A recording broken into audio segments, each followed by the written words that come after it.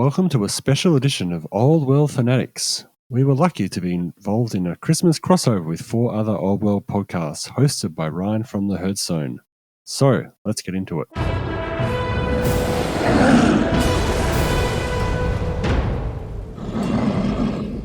All right, everyone. Welcome to this Warhammer podcast extravaganza. Here we are for the holiday season. We have 4 different podcasts represented here. My name is Ryan. I'm on the Heardstone podcast. I'm really excited to be here with everybody else. Who do we have? We've got Gomo here from Old World Fanatics. And Josh also from Old World Fanatics. And we have Chris from The Old World Lives. We got Val Heffelfinger from Square Based. And then Brian from Heardstone. Oh, it's awesome that we have so many people here. Just thinking about the different ways that, like, some of y'all, I've listened to your podcast and heard your excitement. I'm just really excited to be able to do this with y'all. I know, no offense to the other podcast, but The Old World Lives, I really appreciate y'all working hard over the past, 5 years that y'all have been doing podcasting on Warhammer Fantasy Battles while it's been a, so-called dead game. So really tip of the cap to y'all for doing that, even if you're 6th ed, even if. I was going to say, it's a game that was dead already, too, even before they killed the 8th edition. So, hey. Yeah, it's 6th ed was the edition when we all started once upon a time, except Morten, who's a recent acquisition. He's been an 8th player for all of his time playing fantasy. But yeah, we've been going about 5.5 years now. We're releasing our latest Christmas special this day we're recording this, so we're going to dive into those as well in that case. All right, well, we appreciate it. I didn't ask y'all what armies you normally play, but I think that'd be a good start. What army do you main? And then if you could pick a Warhammer Fantasy Battle miniature that would best represent you, what would that miniature be?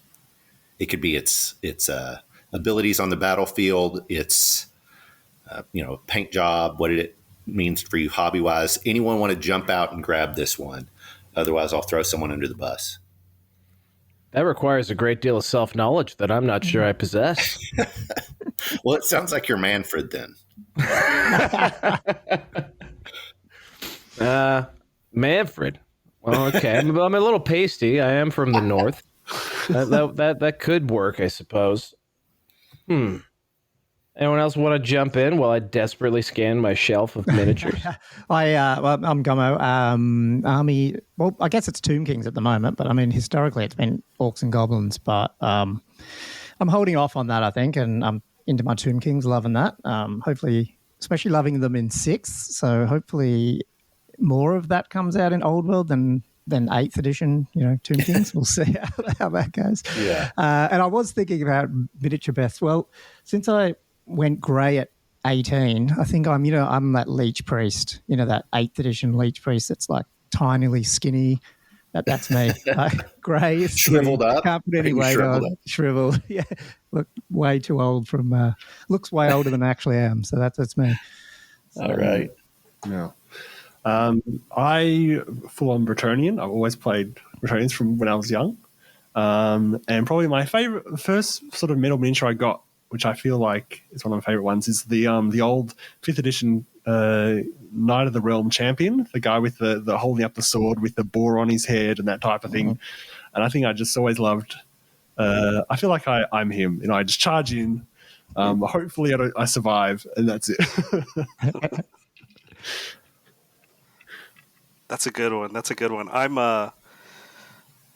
my main army is, I guess, the only army that I actually have built and can actually take places. So, Orcs and Goblins, and I guess very apt and it's very fitting that I would say I kind of relate to a fanatic. I have the best intentions going in of being useful, and then as the game progresses, I just kind of flail wildly. I go left, I go right. I need to be better about sticking to a battle plan, but I just go where the winds take me. So that's I think I'm just going to hop in because actually on reflection of Manfred, I feel like he's too serious and also too learned to be an apt example for me.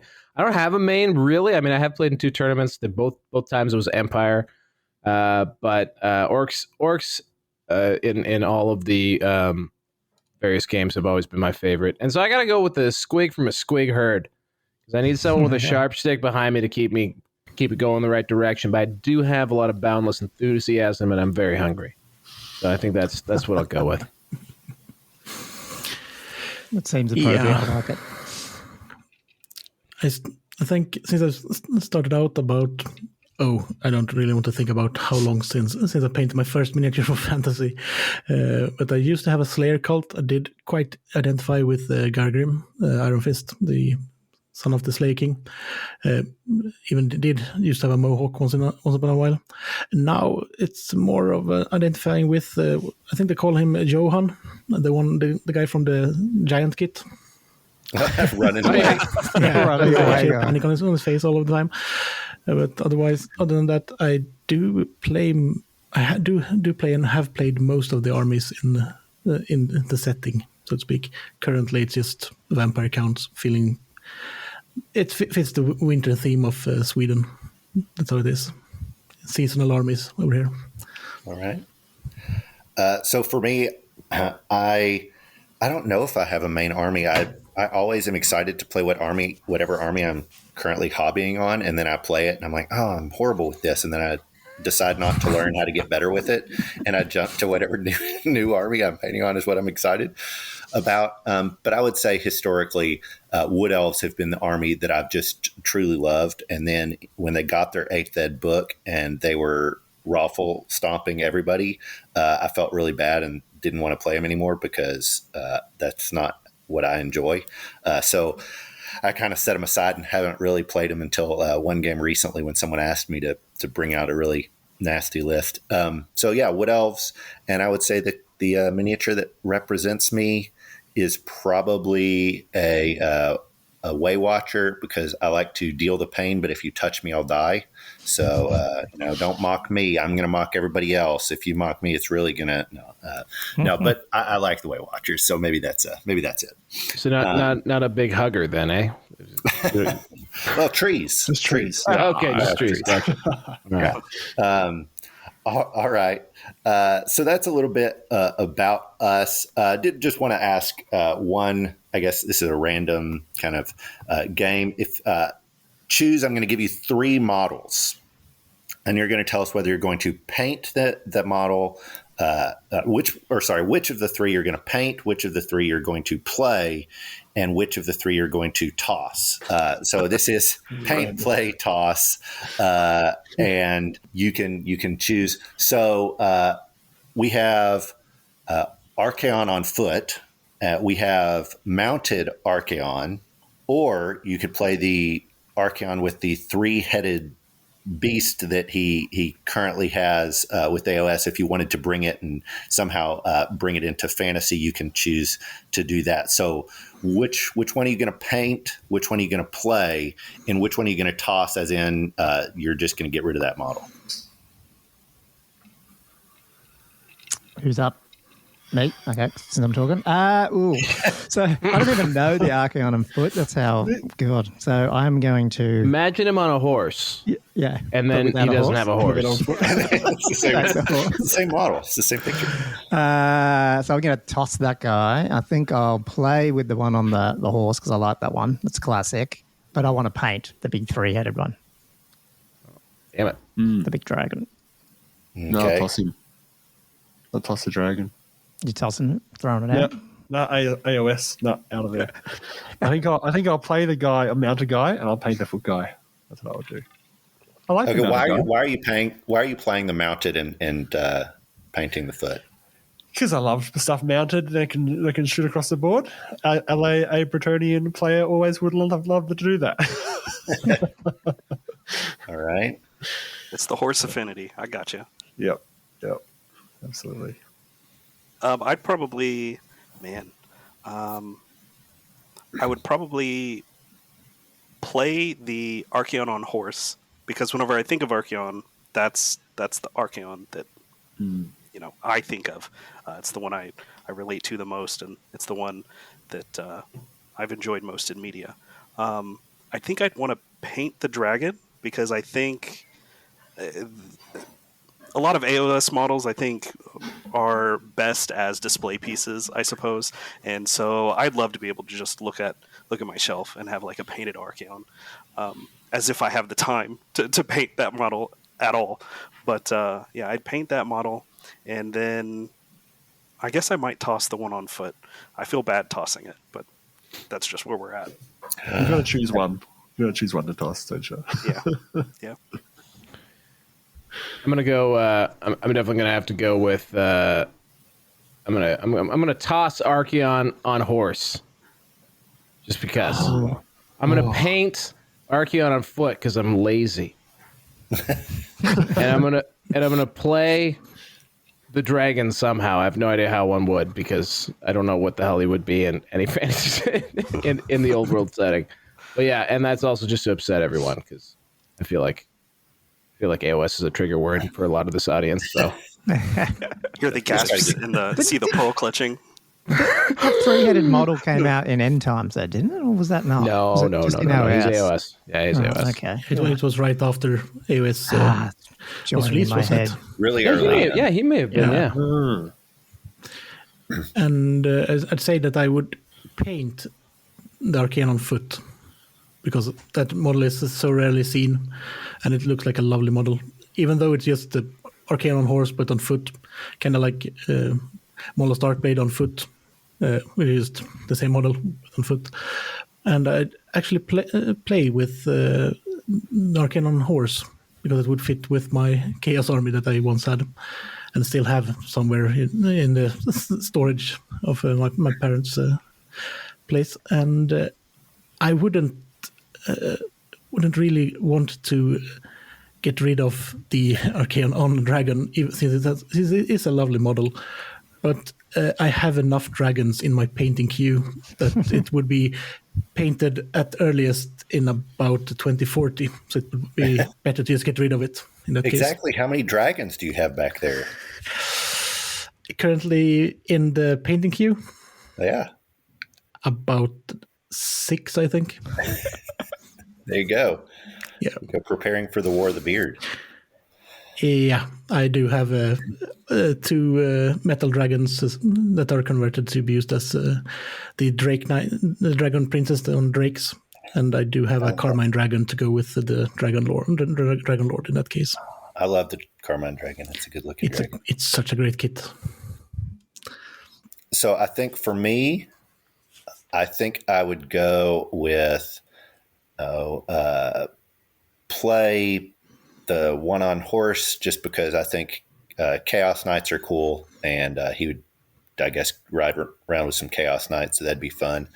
I would, the paint, and he would be cool to paint. So I guess I'm not playing him, I'm just painting him. So he would look good. But I'm going to play the AOS one with the 3 heads. I think I'd play it as a Manticore Chaos Lord or something like that.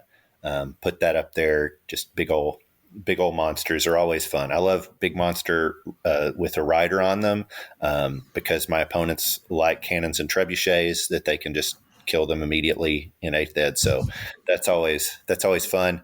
And I guess that means I'd toss the foot model. It would weigh down the trash bag with its metal weightiness, but that'd be what I'd toss. So I just want to say very quickly, I went to go look at a picture of Archaon on the website, and I got put in a queue. It's Christmas. Everybody's doing some Warhammer shopping for the holidays. 10:30. It's 10:30 at night. Anyway, There's 17 people on the GameStop or on the Games Workshop website, and it's tossed in the queue. Incredible. Got to queue up the experience. All right, so we'll do one more, and then we'll move on to the old world stuff. Okay, this one's a little bit different because this you're going to be doing it with a whole army. So, are you going to paint, play, or toss a high elf army, a wood elf army, or a dark elf army? Oh. that's a tough one. I'll go first with that one. Okay. I'm actually currently painting up dark elves, so I'm gonna secure dark elves as a play. Okay. And then So you're going to have to play with them though unpainted. So you're going to have to go gray with them. I have to go get. Those are the rules. You can't paint them. They're on the play. Okay. I'm going to swap dark elves to paint because I love the way the dark elves 8th edition, 6th edition, kind of the transition. I've been picking and choosing models from some of the older metals and also the newer kits. I've liked their progression throughout their lifespan. So I'll paint them. I'll play high elves just so I can feel what it's like to play high elves. As an Orcs and Goblins player, I've yet to face many high elves, but I always hear what other people say about high elves. So I'd like to have the power of high elves at my fingertips. And then I guess that means I'm going to toss wood elves, which is crazy because I started with wood elves in 5th edition. But oh man, here we are. So you've even painted some wood elves for what did you do for what game? For Warcry, yeah. I took some of the old 4th edition medals, and I couldn't get rid of them because I love the way they look so much. So I built a Warcry team out of them. Yeah. Right. Cool. I think I also would. I'm also painting up some dark elves, although a Slannesh theme one specifically for 6th edition, which I don't know. We'll see what happens with the Old World. So right. I totally will do the same. I'll paint some. I'll continue to paint dark elves. However, I think I will toss the high elves just because I've never used them or painted them. I have none. I have no interest in playing high elves. But I do have a painted up wood elf army, and I do like to paint them. So I will play with my my wood elves. Sorry, wood elves. Yeah, I'll play with the wood elves. Yeah. Okay. That's cheating because they're already pre-painted. You've already done it. So. He's got to throw them in the soup. Yeah. He's gonna go soup them before he can play with them. You know. Yeah. Oh yeah. No. Okay. Maybe I won't do that. Put too much time into that. I mean, historically, I haven't liked pointy ears at all. So I'd probably toss them all, but I can't do that. So I am actually painting wood elves. Yeah. So I will keep painting them. It's all around that forest dragon. I love that. It's one of the best figures. So I finally got one of them. So I am slowly getting through that. He was looking good. I've tossed the high elves in the bin, and then I would have tossed the dark elves, but I can't. So I'll play with them, and I don't think it matters if they look all grey because they're from Naggaroth. So all good. All right. Oh, this is a hard one, given that I have historically had all 3 of those armies. I do have a painted high elf army that I don't want to strip. So I guess... I love how the rules have just changed. Yeah, not rules. You got to strip him to play. Got to make it harder on everyone. This can't be an easy decision. I tried to loophole that. Yeah, I'm going to say that at least I'm going to toss the Dark Elves because I've sold off most of them already. Nicholas from the show has bought most of my metals in that case. That's half of his army, approximately. I have to go with paint the high elves so I can finish my second army of them, and then I have to play grey wood elves, which is lovely given that I mainly play 6th edition, and that book is the worst of 6th edition. Now, would you play them with the Ravening Hordes, or would you play the book? If I would probably play Ravening Hordes, given how powerful the book is. Okay. Or the Chronicles. Is it Dryads that are overpowering mainly, or is it? It is in general that you can do a mid-range shooting army that you can't really catch up to, and then you have the Treekin that are quite hard for most armies to deal with, given that they are toughness 5. Well, I would say I definitely am not going to paint the high elves because I tried to paint an army white last year, and I hate painting white, so I'm not going to do that. So I think it would be hard for me, but I think I'm going to trash the high elves. I do love the the chariot on an eagle or whatever the eagle chariot that gets some hate from some people that recognize that the physics of that just don't work. But it's a because physics has always been important in this game. Yeah, right. Yeah, it's just magic. So even though I love that model and some of the other models, I think I'm going to trash the high elves. I'll probably, I guess I'll play the dark elves, even though I love the wood elf play style. I recognize it's not something my opponents always enjoy, so I'll just paint up my wood elves. I'll play the dark elves, and I'll play as many of the Cold One Knights as I possibly can because they're awesome. And so I do Cold One Knights, Cold One Chariots, and do that is what I'd play. So I think that's me. Val had to step away. Hopefully he'll be back. Hey, Brian, aren't your wood elves white, like your spirit? Well, okay. So I guess I should differentiate between like clean white and speckled white. Or understand that. I do have a forest spirit army that has like 50 dryads and like 9 treekin and 3 treemen. That is all the bark is white, but it's this mottled grayish white. It's a really quick and easy paint job. But yeah, with like the clean white of the high elves, where I tried to do a Tzeentch Chaos Army with clean white, and it's I can't motivate myself to do it. And so, I thought your Tzeentch turned out really well. I really liked the idea behind it and the theme and all that type of stuff. I liked both the idea behind it and the theme. Doing the painting was not what I enjoyed. So I'm stuck at like 1,900 points and can't make myself do like the rest that I need to do to do it. So I'm stuck using it for Triumph and Treachery when we play like 1,500 point Triumph and Treachery games. Sure. So real quick, I wanted to touch on what Gamo said about the Forest Dragon. The Forest Dragon seems very polarizing from the people that I talk to. People either love it or they absolutely hate it and they look for a proxy. I am also a Noodle Dragon enjoyer.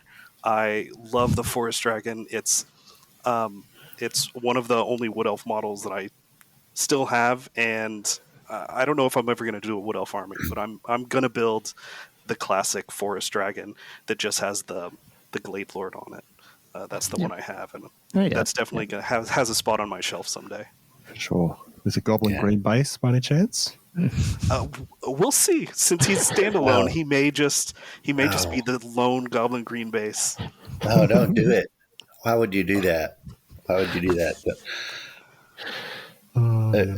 We should have done the paint play toss with basing, evidently, like Goblin Green bases. Are you going to toss it black rims or colored? Or maybe we'll do one of these episodes someday. And we'll do different types of dragons as well. We can toss those in there. I'm interested, Christopher. How many are your dragons? Are the snaky looking serpentine Games Workshop-y ones? I guess they all are they or not? Or I do have the Forest Dragon in my High Elf army as a Drake Rider. I also have a Malekith's Dragon, the Seraphon in that case. As a Drake Rider. I have the Carmine Dragon. I have the High Elf Dragon from 8th edition. I have the Dark Elf Dragon. I do have the 2 of the new Stormcast Dragons that are getting Lumineth Dragon Riders to make it for a real twist for the old 6th edition brain in that case. But they do work well for conversions, those dragons. If you is there somewhere Stormcast. Is there somewhere we can see these? Have you posted them anywhere that the ones that you're done with? They're right over there. Well, for anyone listening, is there an Instagram? No, you don't have anywhere. No Facebook, Instagram. No. I do have an Instagram. It's Mayron Miniatures.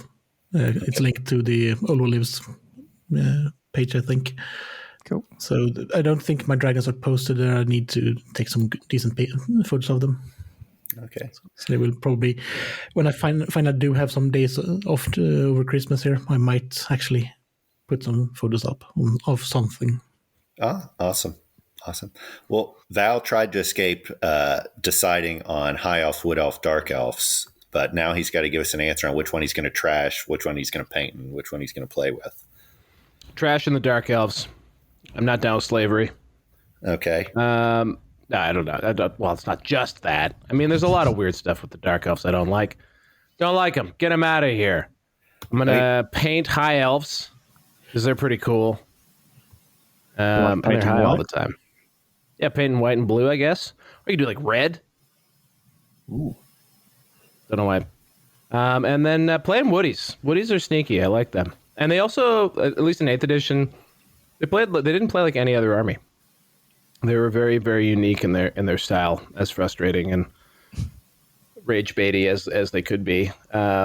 They were still like I found them to be very, very unique. So I like them in that sense. Yeah, what else fun? Awesome.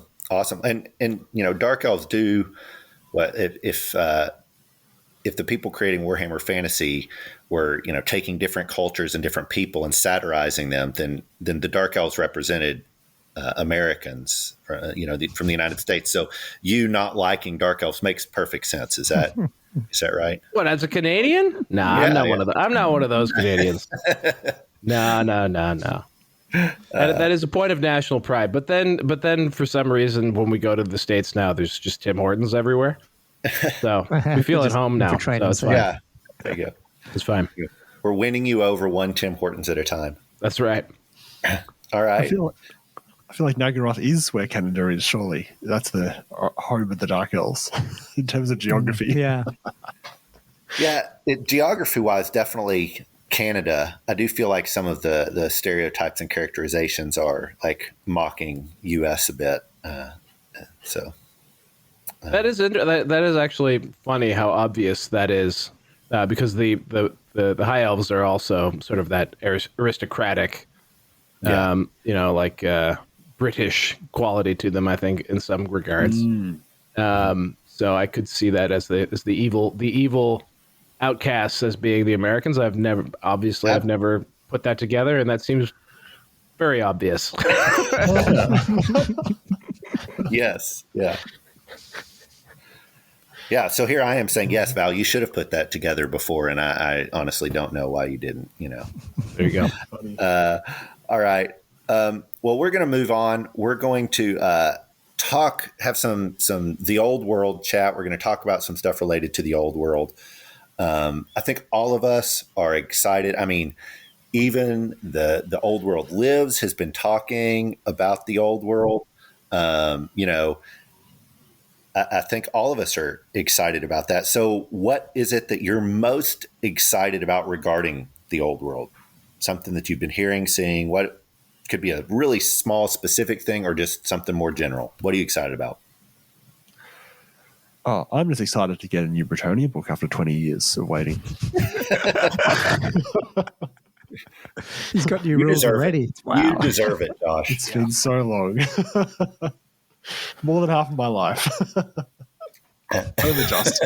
The last Bretonnian book was a 6th edition, or was it 5th? It was 6, 2003. Yeah. Oh, man. My God. Although it felt like a new book going back to 6th edition from 8th edition, almost. Like we're going back and go, oh, it's actually a really good book in the context of 6th edition. Because in 8th it was awful. But I was like, oh, it feels like a brand new army book. But yeah, no, it'd be great to get some new rules and a peasant character and adding in a few extra things. Nice on foot. Friar Tuck dude. Yeah. Loving it. It's not so much Old World. I mean, I'm just really excited about getting our community back over here because it just, I mean, like everywhere, it just separated. And so, I don't know, to me, I've always said to people, it just feels like the world's going to make sense again because, I don't know, it feels like the earliest I can remember, Warhammer was always there and then it was gone. It's a little bit over dramatic, but at the same time, it's just nice. Yep, fantasy's always there again. So, but I think, I don't know. I just think it's going to drag everyone back together again. Even like every edition's got issues. So like, I don't really care what edition I'm playing. It's good to be playing fantasy. So, yeah. I think one thing that's really interesting, what you said about the community is there was this weird thing that like right before the news dropped where they, had the model of this, or they had the square base and it said, everything comes round again, even square or something like that. Even before that, it did feel like there started to be this interest in people that hadn't played Warhammer or that left playing Warhammer Fantasy with the end times, kind of starting to come back and being interested in saying, hey, yes, it's not a supported game, but I want to play it with friends or whatever. And then, it started building since then, obviously, with that announcement and the, whatever, 3.5 years or whatever before we really started getting rolling recently. But it's been cool to see that whole process of the community building, and now just seeing it drastically increase as more and more people are jumping on and being super excited about it. So I agree. That's a great thing to see. Speaking from personal experience, I think a lot of that had to do with the pandemic and the fact that some of the best games that, GW's licensed out have fantasy settings. So obviously Warhammer Total War and Vermintide, which was such a blast. Both of those two games are the reason why I got into fantasy for sure. And I wouldn't have had so much time to get into them if it wasn't for lockdowns. So maybe that's what spurned people a bit. Yeah, GW invented COVID? What? I can completely echo that sentiment. It's thanks to lockdown that I looked into your past and, what am I nostalgic for? It's Warhammer Fantasy. I'm nostalgic for rolling dice with friends whenever I'm like 10 years old, something like that. Butchering the rules, not really knowing what's going on, just rolling dice, playing by the seat of my pants.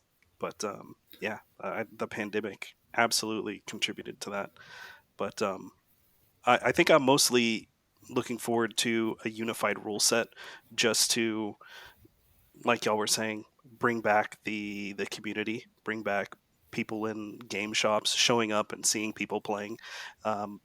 With the rule set not being supported, it doesn't really happen all that much, but with a supported rule set, I'm seeing people in my local game stores Discord talking about what armies they want to pick up, talking about what Age of Sigmar units and armies they can throw on a movement tray and try out the game and stuff like that. So it's very exciting. It's going to be an exciting 2024, regardless if the rule set's good or if it's amazing. It'll be good. Yeah. I'd second that idea. I second that idea, Brian. That I've never played in an edition where games seem to give a shit. So it's going to be interesting to be an edition where they actually seem to, even though they don't get everything right, it feels like they give a shit at least. Yeah, feels like it's seemingly been extensively compared to where it was. So yeah, they've gone from like high school boyfriend to like first year college boyfriend. So like a little bit more callback, a little more interested, but they're still not perfect for sure. Yeah, who is? I would say the thing I'm most excited for is, just the fact that it's a complete game on day one, which they reinforced in the army building one. So that means that like all 16 factions supported, not you dogs of war.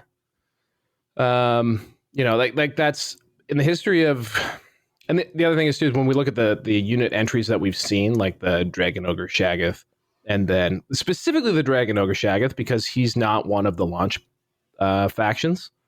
He's got like 15 special rules. This is an exaggeration, but like there's a lot of like detail on his unit card that you wouldn't necessarily expect to see. Like if you look at the Ravening Hordes army lists from 6th edition, you look at the 8th edition army lists for 40k, or the 10th edition army list now for 40k as well. They just weren't that interesting off the bat, because they were getting ready to sell you a codex or an army book, and that just doesn't seem to be the case in this one. This one looks like we're going to have like a very detailed game from the beginning, and that's something they've never really done before, and super awesome. Yeah, and speaking of Ravening Hordes, some unit entries were missing from the Ravening Hordes list until when they got the book. So, and what I'm most looking forward to is what everyone else has pretty much said: the getting a community back that can actually get together to play easier, to have the possibility to just walk into a store and actually buy the models again. because that has been quite hard the last few years. We began a podcast a few years before the pandemic, before lockdown, and we saw the price increase of secondhand kits once lockdown hits, and everyone pretty much had the time to stay at home and just, I found this old model in the attic or in the storage. I just want to paint it. I found my childhood army that I painted in 2004. I just want to build onto that. And then all of a sudden it was people were priced out of getting back in the 6th and 8th edition as well.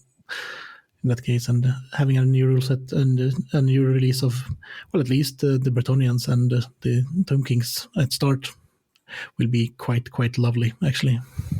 I super worried that actually gets worse, not better. Based on GW's ability to manage stock levels. Not to rag on these guys all the time because they are doing something I'm super into right now. Sorry, GW, but they don't have a great recent track record on meeting demand. And as a big time eBay guy, it's getting sparse out there already. So I'll be really curious to see how well they can keep up. Yeah. I would have to say, I hope that obviously we hope that the prices are all make things less scarce and all that. The spiteful side of me would say that there's a couple of eBay sellers that I would love for their stock, the prices that they're trying to sell stuff at, that they would definitely not be able to sell it at that, because you see some people get stuff and then they're selling it just vast markups. I'd love to see them now not get that. Maybe that's a little spiteful, but there's some people that just charge just exorbitant rates for stuff, and you're just like, oh, someone's getting scammed buying that. And I hate to see someone getting scammed buying something.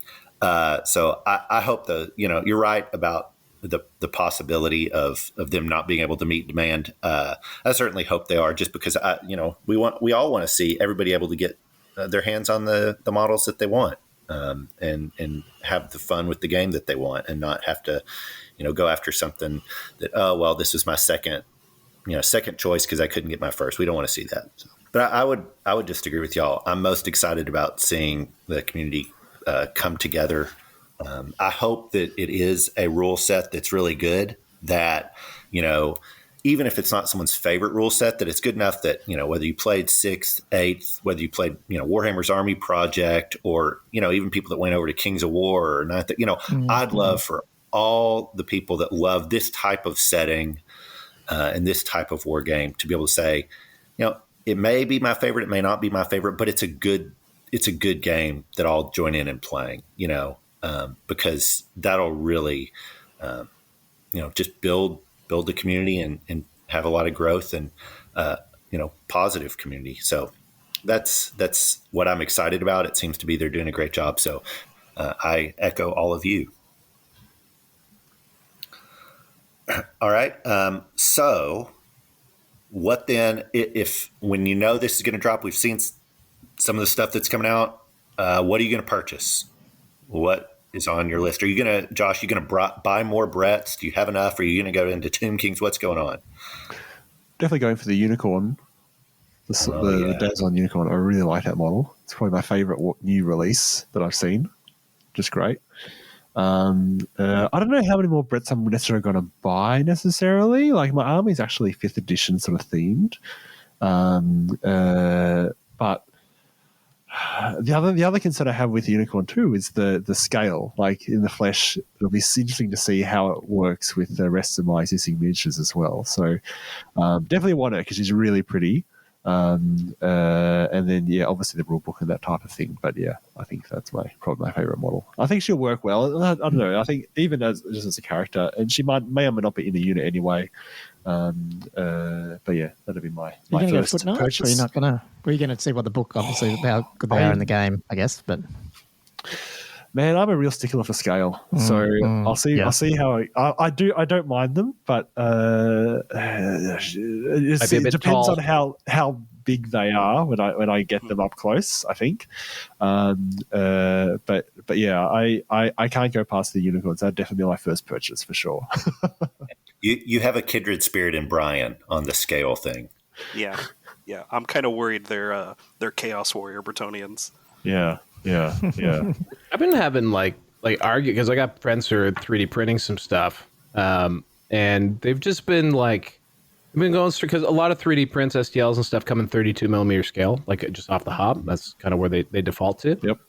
And to get it's actually impossible to match the scale properly because really it's 28 millimeter heroic is 32 millimeter head and hands on a 28 millimeter body, generally speaking. So like you kind of have to go to like 30 to kind of get them right-ish.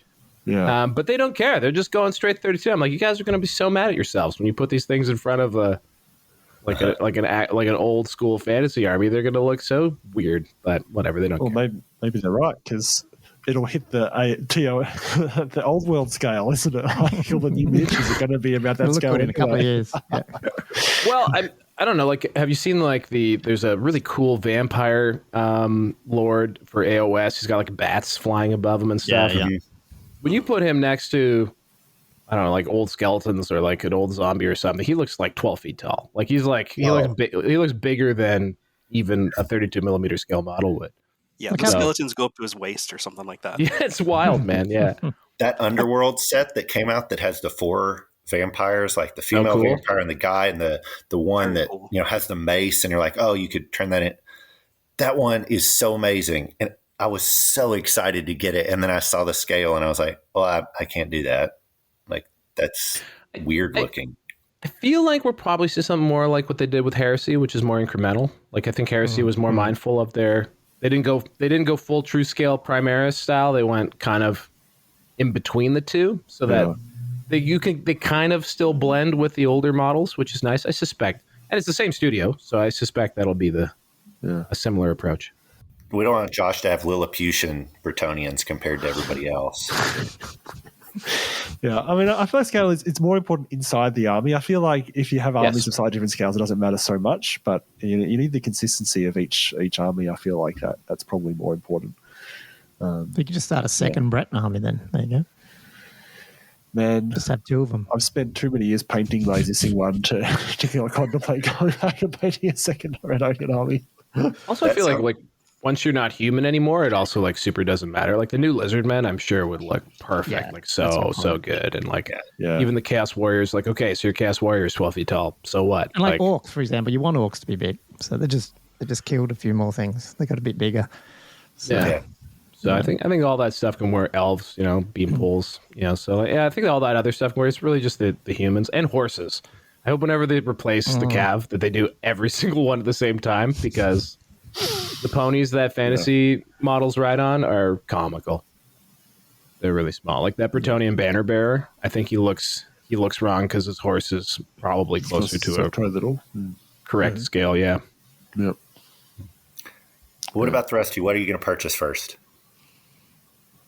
Everything. I joked on a Facebook. A local Facebook group that just apologies to the local store if anyone's going in there because it's probably going to be bought out. It's right next to my girl's high school, so when I go pick her up, I just walk in there. I'll probably whatever's a blue box, just buy. But then I feel bad given what you just said before about eBay hawkers. Not that I'm an eBay hawker, but no, you're protecting it. You're protecting it from the scalpers. Yeah, well, that's right. That's right. You can sell it at retail in 7 or 8 months. No problem. You just got to make sure that you're taken care of first. Yeah, I think I've sold like 2 things. I'm a bit of a hoarder, but I think I will get, like obviously I'll get Tomb Kings, but I probably don't need that core, but I'll get at least 1 box. But I'll probably get the Bretts too, and I'll just leave it there, and eventually I'll do a Bretonnian army, but it just might be, I don't know, 2 years' time or something. So yeah, I mean, I'm just excited, to buy some Warhammer in the shop again. So support your local shop, right? Yep. Yeah. Yeah, indeed. So first purchase rulebook, probably. No box, just straight rulebook. There's gonna be a rulebook. I don't really need another project on my hands. That's mainly the reason. He's got dragons. He's gonna buy a second-hand rulebook. He's not even gonna need to buy it from the shop. He's gonna get it for like of course $40 off a friend. Of course, I'm gonna buy it from the shop if I can get hold of one, as we talked about. That's the big problem. But since I am currently in the middle of a Vampire Counts project, I probably will continue that with the PDF, given that they are a bit dormant in this era. I'm sorry, I'm a bit tired, but there might be a revamp for them later on when they move on the setting, hopefully, or that they just expand the setting as it is. So starting off with them, then might continue high elves also with the PDF in that case, given that the high elves were quite prominent at that time, even though they weren't fighting in the old world. They were fighting the Dark Elves and Chaos Marauders in Ulthuan. All right. Brian, what are you going to get? I think, logically, the first purchase is the rule book. But depending on what all comes into print, I would love to buy some 8th edition Boar Boys that aren't $25 a model on eBay. That would just $25? It's wild. Wow. There's you can get 5 for about 100, 120 on eBay right now. I gotta go, guys. Sorry. It's crazy. But I guess I have 10, and there's probably not a reason to run more than 10, but I really like that model of Boar Boy, and that sounds like some unorky thinking, Brian. Sure, there's always a reason to have run more. Have you seen the cavalry rules? They've been leaking. Yeah, they're pretty good. Yeah, I would love a reason. I would love a reason to field 40 Boar Boys and have it be good, or have it be, well, it doesn't have to be good. I just don't want to lose by turn 3. But seeing some of the Orcs and Goblins kits that were cut whenever Age of Sigmar came out, I'm definitely gonna purchase some of those Boar Boys, some of the regular boys, some all that stuff. Yep. Throwback goblins, regular goblins. Yeah, they're pretty rare now. Because they were never good. No one owned them. Think you able to buy them from release, so you have to wait a bit for the Orcs and Goblins to I'm so fascinated. I can't wait to see what they do. I don't know if they'll, if all the core stuff gets dropped at once or if it'll just trickle out. I have no idea. Yeah, it's going to be interesting. Yeah, we were debating that the other day. It was like, I have no idea what's happening. So, yeah. So we're going to have to wait a couple more weeks really to find out. Getting close. Val, did you have a specific thing you're excited about buying? Or are you an everything person? I always threaten to do like all the limited editions, and then I actually get to the web cart and I'm like, geez, please, oh my God, can't do it. So I'm going to threaten to get the limited edition everything. I think if I had to choose between the two boxes, probably Bretonnians, because I'm hoping that the foot guys are in there. Okay. And the Pegasus. I was surprised that there wasn't a second new Tomb King unit. That was kind of a bummer. But anyway, so I think Bretonnian box, and then like every friggin' stupid deck of cards. Yep. Every dumb sucker purchase I can possibly make. Great. I hoover them all up. I'm the Mark. I'm the Mark. You'll buy it. Yep. Oh yeah, there's a picture of me in the studio. Make stupid things for this guy. He will buy them. Absolutely. Has dispensers, whatever they got. Yeah. It makes me think of there's a limited edition of the novel as well, The Lords of the Lance. It looks pretty though. Let's see the fleur-de-lis on the side. Yeah, so cool. Definitely, keen to get that. Also, if anyone needs to be encouraged, it's Black Library, because it'd be great to have them writing the lore. It'd be really, really great to have them writing more of the lore. Also hilarious that our favorite company has a brick and mortar retail chain and a print publishing arm. Somehow it works. I don't understand. Well, that kind of leads to, I do think one of the first things I will get when I can is that book. I'm really excited about it. I think the Heardstone will be reviewing it as soon as we can. We love to review Black Library books. So I am excited for that. I do want the Bone Dragon for my Tomb Kings. I did famously last year buy like 4 battalion boxes of Tomb Kings. So I don't need any of the stuff that's going to come in that box other than the dragon, because I've got far too many chariots and all that stuff. So hopefully I'll be able to get that. But I think my first purchase of like a miniature or anything like that will be the unicorn as well. I'm with Josh. That is a glorious model. Even though I don't have Brett's, like, I think I will use it as a wood elf unicorn mage, and change the chalice to something. Passes that, for sure. Absolutely. And then I will buy another one for my vampire army, and I will have a dark unicorn vampire with a chalice of blood. And then I will buy so many of that model, because Awesome. There will probably be other models that you can have really to buy like. 5 of that. Have you seen it? It's a glorious model, and I want. It's that. a lady on a horse with a horn. I don't understand. No, it's beautiful. People really, really into it. White though, Ryan. How are you going to deal with that? Yeah. Painting it white. Oh, that's a good point. All the mistakes will be made, I guess. Turns out white's just light gray. I don't know. Yeah. That's what I found out. Beige. Yeah. I mean, I will have to say that I do use that apothecary white a lot to like shade a little bit, because it just shades a little bit of gray, and then it makes it really easy to come back with some whites on top of it. So that does make it easier. I didn't do that with the original army that I painted white, so that's part of the problem. Is I'd have to go back and redo it all a little bit easier way. But speaking of the limited edition stuff, if GW really wanted to print some money, they'd re-release the Gotrek and Felix and Max Schreiber and Snorri, that whole gang of 5. If they really wanted to print some money, they would definitely re-release that as a limited edition and just pop it out of nowhere. Well, because that's in AOS still has Gotrek. I mean, everybody reads those books as far as that stuff goes. Yeah, those would sell.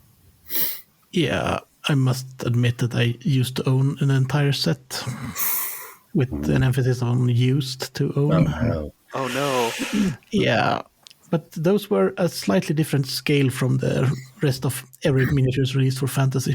They were slightly bigger, all of them, which fits for the Slayers actually, at least for Gotrek, given that he grew in size after he got his magic axe.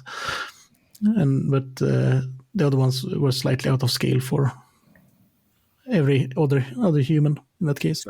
But maybe in scale for the old world. So, yeah. Yeah, they did mention that the Knights on Foot will be slightly larger, but they will still be compatible with the Knights of the Realm kits, with the arms and the heads.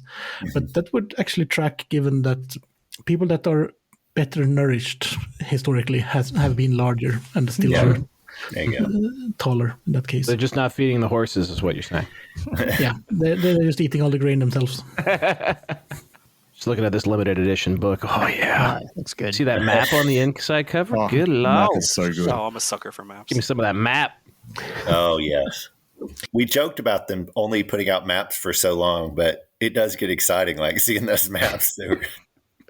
Given what they've done for the Solar War and the Heresy, just imagine the maps they could do and release for the Old World. Oh man, in that case, that would be expensive quite quickly. Oh yeah, putting those up all over your walls if you could get some big blown up ones. Yeah. All right. So we've got a little bit of what you're most excited about, what you're going to buy. What are you going to do this New Year's? What project are you going to have? What's your resolution? It could be purchases, it could be hobby, it could be game. What are you going to do this new year as the Old World comes out? What's your resolution? We're talking pre-launch here, or just like for the year? No, for this upcoming year to do over the course of the year, or to have done by the end of the year or whatever. By the end of 2024, not by the end of 2023 when we're recording this.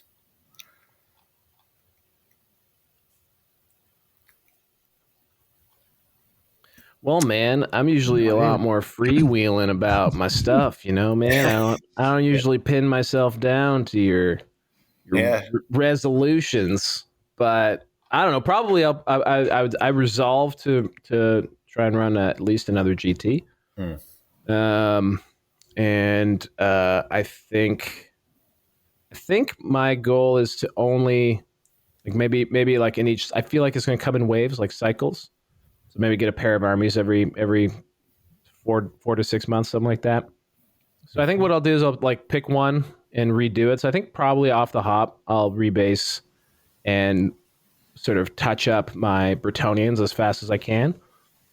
And then pivot to something that's actually non-core, because I know those actually won't be touched. So actually investing time into non-core factions that are unreleased, you don't risk getting a really cool different army style in the sort of support book that they're sort of hinting at.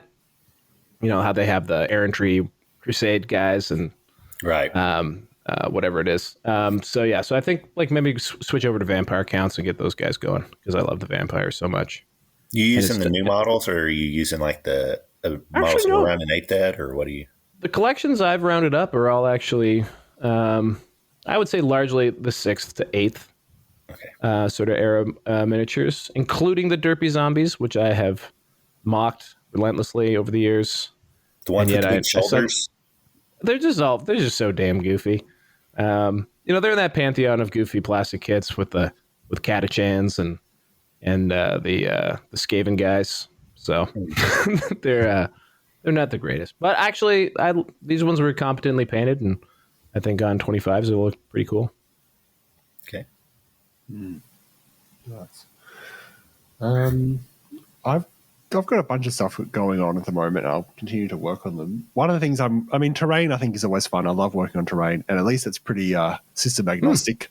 I'm working on multiple different tables and different themes.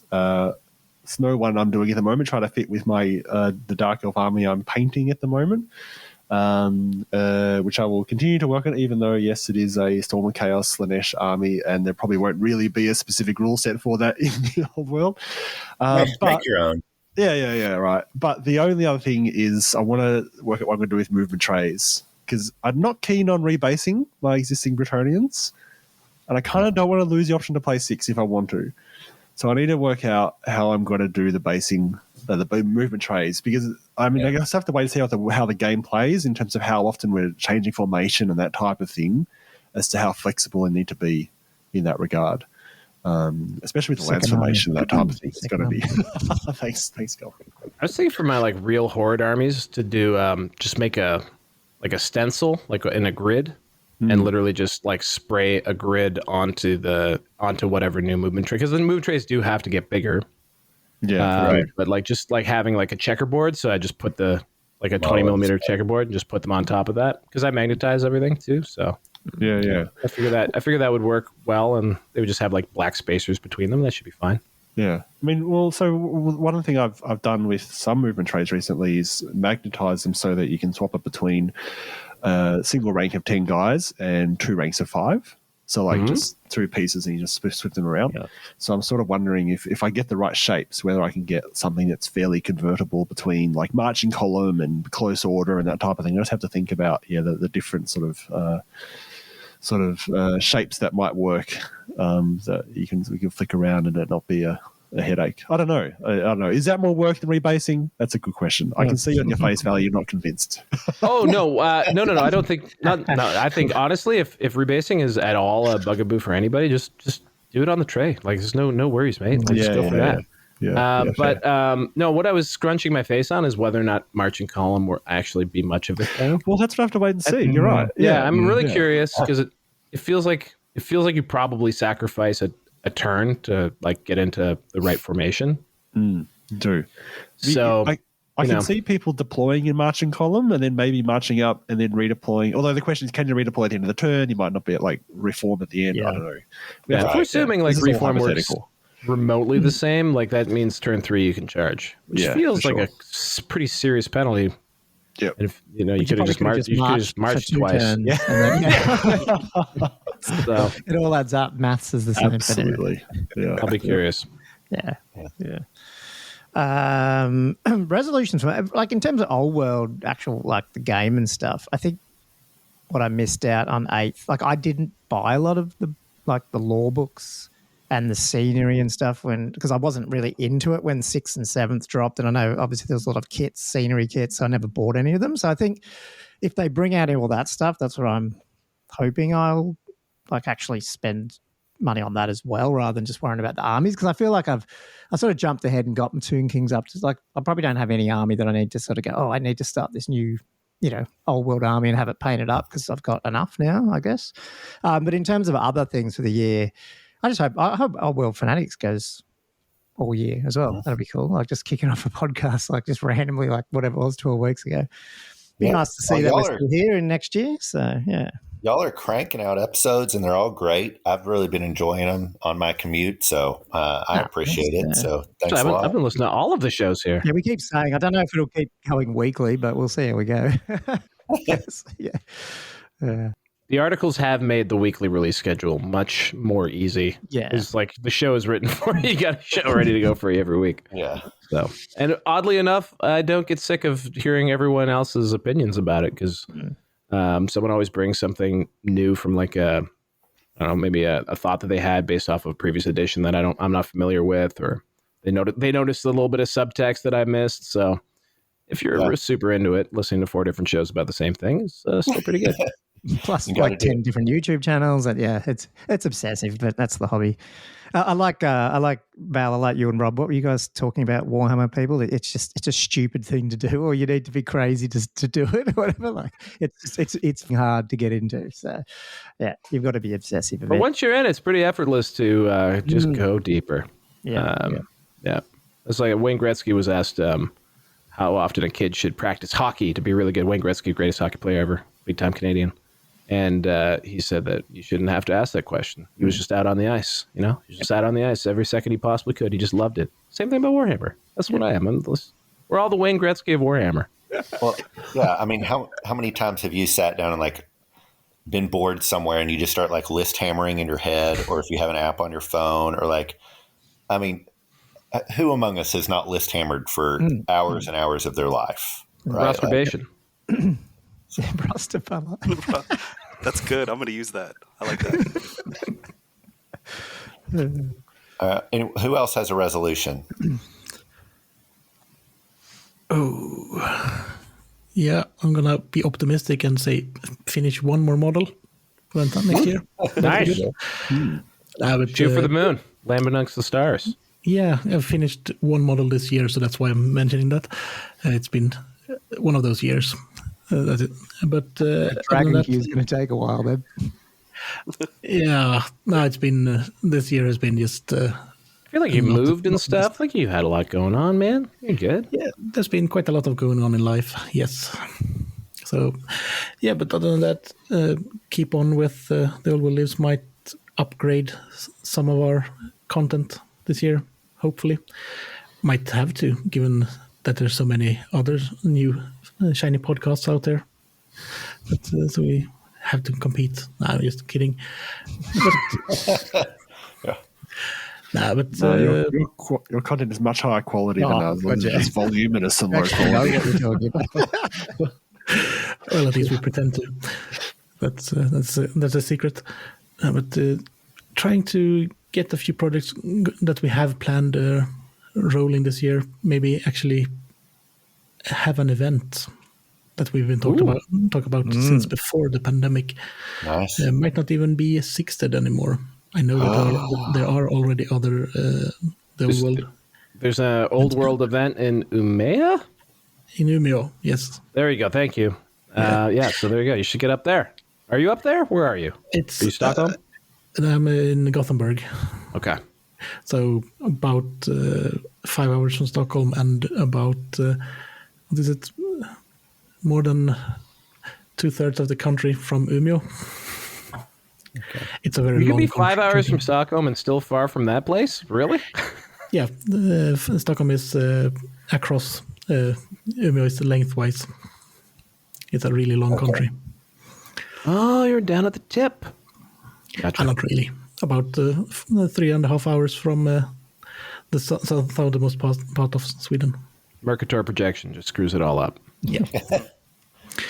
That is. But other than that, trying to get just to stick with one project this year. That's really my resolution. Just trying not to have the shiny syndrome and buying more and more stuff that just put in the pile and the pile next to the pile.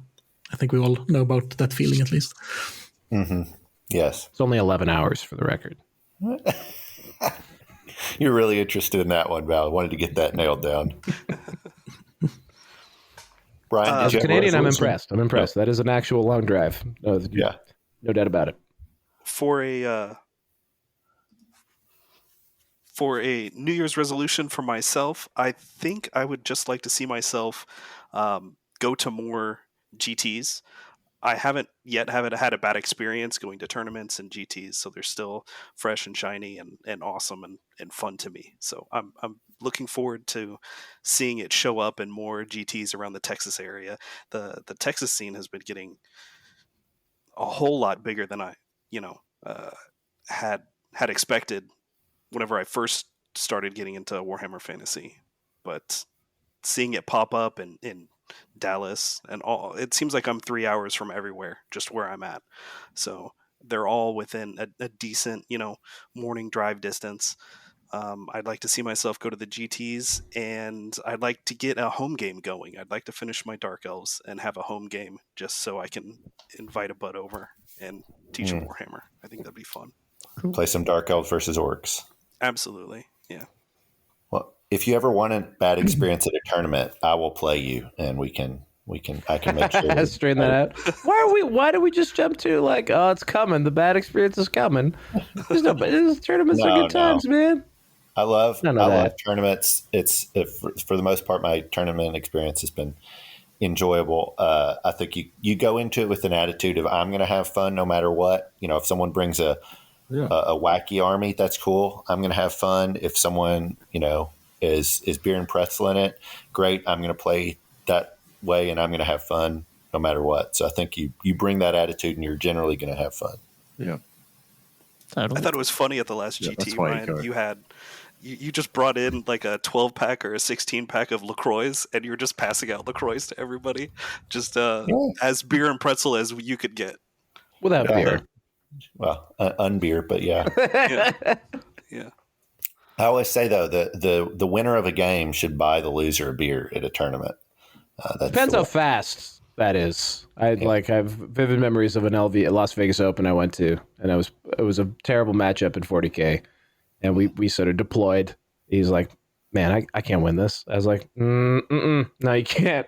And then I bought him a couple beers in that case. Yeah. But we got to hang out, made friends. I got a place I can stay in London now. That's the beauty of GTs. Yeah, that's right. Absolutely.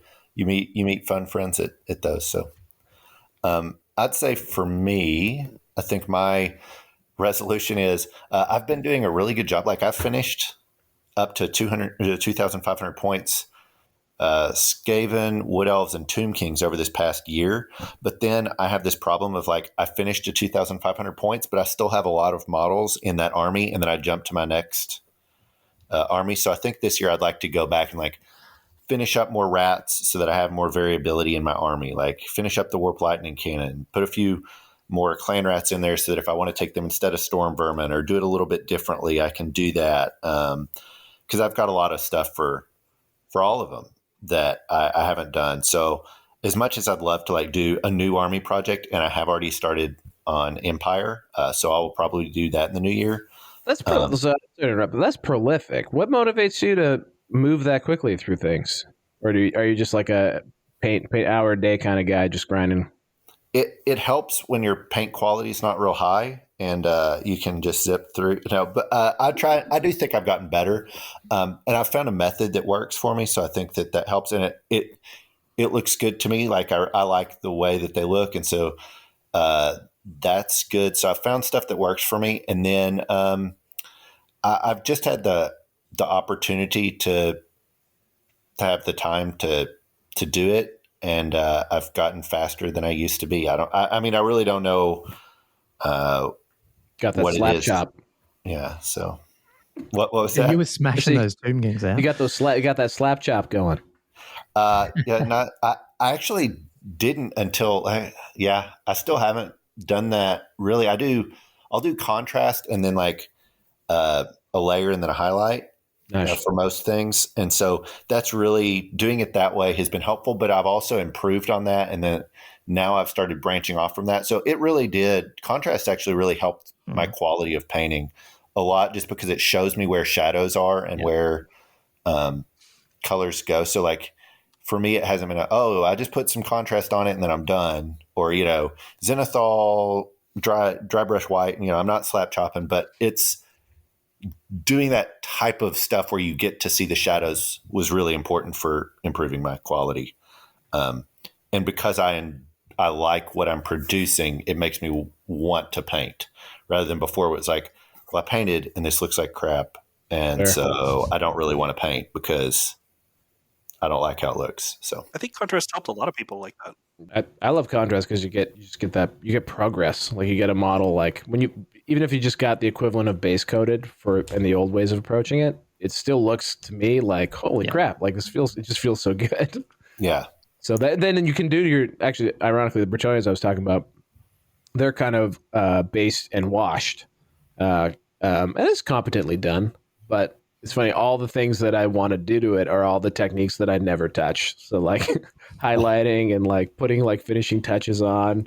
So if I actually do it, it's definitely out of my comfort zone. But that's good. And sometimes you get out of your comfort zone. Like with my Warriors of Chaos, I feel like I got out of my comfort zone, and then it was like, this is actually more than I can do, and it's not looking exactly how I wanted it. And then sometimes you get it, and you're like, oh, this is actually exactly what I wanted, and this is great. So I would say for like those people that have their models, and they're like, this doesn't look the way I want it. That's the way I really always was up until maybe the last year or two. Was I was like, I'd get disappointed with my armies after I finished them. But I've just keep going, to those listening, just keep trying, doing new methods, and do things that work for you and enjoy it. And that'll come. You'll learn to enjoy it, I think. Yeah. I've always found the highlighting the most satisfying part. Like I feel like the base coating and washing is like the work you got to put in. And then when you get to the highlighting, I feel like that really brings up the colors, and I actually feel like, oh, this looks really nice now. Like I feel like that's where I get the most satisfaction in terms of the stages that I paint through. Yeah. You feel like a pro too. You're like, oh, look, I'm highlighting. Like I can do this and I'm doing great. Yeah. Yeah, the base and shades is kind of the trust the process portion. You're just trusting that eventually you'll get to the highlighting, and then it'll start to, shape into what you're looking for. Absolutely. You got the lovely part between when you settle all the base colors and you're starting to see projects and feel like, yeah, this would do. And then you have the other 25% between it actually being finished, and it just looks like, why am I doing this? This looks terrible. Yeah. I really need to trust the process. There's something that's missing. That's why, like, when people talk about batch painting, I like batch painting, but I need to always paint at least one fully to completion so I can see what I'm actually aiming for. Otherwise, I just feel like, nah, is this going to work? Yeah. The last thing we do is finish the batch and then realize you want to change the color scheme. This was the first year that I would do a sample model and write down all the colors I used and put it on Excel and this is the first year I did that, and that was really helpful for me. And I was like, oh, and now I guess with my resolution being going back and doing stuff with all those older armies, I actually have the paints listed off, and I'm like, oh crud, what red did I use for this? Absolutely. My Empire was half old Citadel paints. No, I was just saying the paints get out of date. The formulas change. But yes. Yeah, I was going to say, even the, not even necessarily repainting the same models, but sometimes you'll look back in old army and go, how did I get that red exactly? And then, if you've written it down, then you can reuse that technique in completely other different contexts and other models for sure. Yeah, that's true too. Well, we did have one user. I asked if anyone had questions that they might want to ask us. What paints do y'all use? Are y'all like Citadel? You like what do y'all use? What's your favorites? I mean, I'm Vallejo, like Citadel and Vallejo. That's pretty much it. That's it really. Yeah, I've got most of the Vallejo model colors. Some of the what's it that? I can't remember the two types of Vallejos. I've got those. A bunch of army painter ones. Yeah, game color and model color. Yeah, I've got most of the game color and a few of the models just to fill it out. And then I've got a whole bunch of the contrast, but also the army painter quick paints, because I feel like they're really nice as well. And that's mainly what I use. Maybe some inks and stuff. I like the army painter washes too. Me too.